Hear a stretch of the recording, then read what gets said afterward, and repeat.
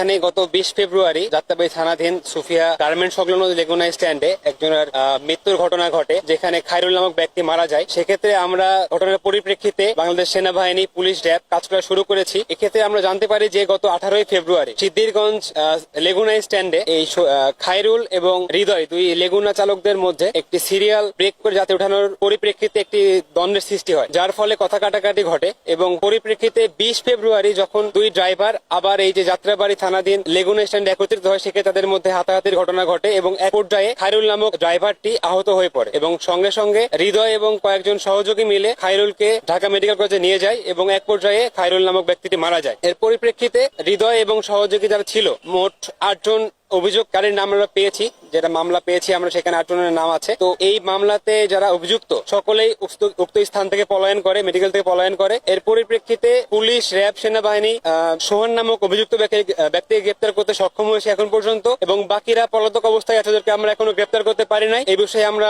যতভাবে কাজ করে যাচ্ছি, আমরা আশা করি খুব দ্রুতই বাকিদের গ্রেপ্তার করতে আমরা সক্ষম হব।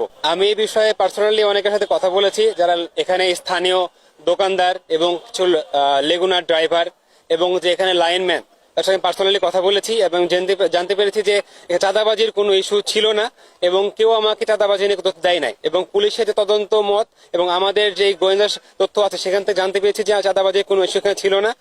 সিরিয়াল ব্রেকের যে ইস্যুটা ছিল, ওটাকে কেন্দ্র করে এক পর্যায়ে এটা হাতাহাতি পর্যায়ে থেকে মারামারি পরে চলে যায় এবং সেখান থেকে তার মৃত্যু হয়েছে বলে আমি জানতে পেরেছি। আমি ক্যাপ্টেন মোহাম্মদ ফয়সাল আহমেদ, আমি বিচ ইস্ট বেঙ্গল, আমাদের যাত্রাবাড়ির এবং ডেমরার দায়িত্বে আমরা নিয়োজিত রয়েছি।